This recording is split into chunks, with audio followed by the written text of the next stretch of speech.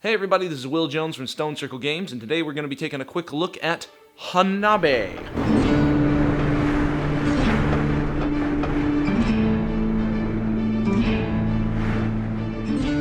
Hanabi is an abstract cooperative card game for 2 to 5 players coming to us from famed designer Antoine Bauza. As you can guess by the size of the box, this is a pretty easy game to understand. The game is nominally about trying to set off a fireworks display in the correct order to have the most impressive show, but really for themed games, this is the least theme I've ever seen. What it boils down to is you've got a deck of cards all numbered 1 to 5 in several different colors, and you're trying to make sure that whenever anybody lays down a card of a certain color, it's in the correct sequence for that color. So if right now the only yellow card on the table is a 1, you want to make sure that the next yellow card laid down is a 2.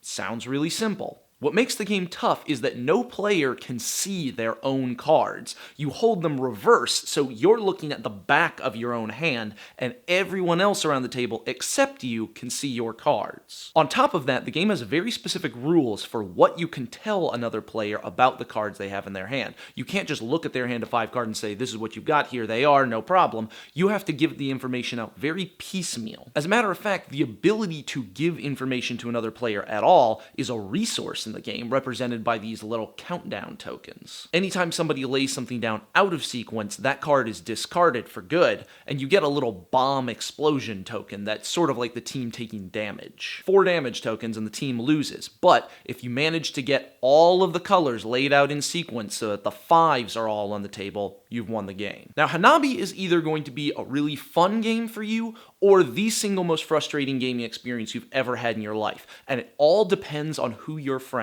are. If anyone around the table is not quite paying attention or not going by the same play conventions as everybody else, they're going to ruin this for the team in a heartbeat. Hanabi, way more than other games, is vulnerable to bad player ruins it for everybody else syndrome. Now the upside is that if everybody actually is on their game, everybody's paying attention, everybody's thinking through things, then this is a really rewarding game experience because it's a tough game, but it's really beatable if everyone knows what they're doing. And to get to that point where you can consistently win, you can't just take things at face value 1 step at a time. You have to be looking 3 steps down the road and predicting what each of your fellow players is going to do with the information that they have and the information that they don't. At some point, if you're lucky, you'll get to this very like Vulcan mind meld, hippie merging of souls, let me gaze into your eyes and predict what your thought process is kind of thing. Now the downside to that is this is a very quiet game. It kind of has to be. Table talk about the cards is actually against the rules, and you don't want to distract yourself and others